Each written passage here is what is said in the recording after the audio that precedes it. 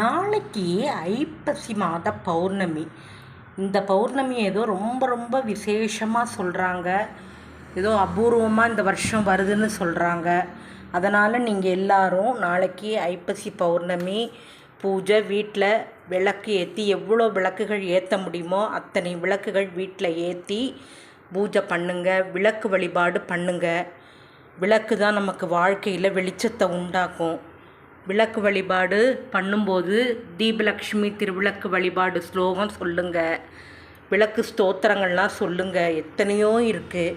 நாளைக்கு பௌர்ணமி சிவன் கோயில்களில் அன்னாபிஷேகம் பண்ணுவாங்க.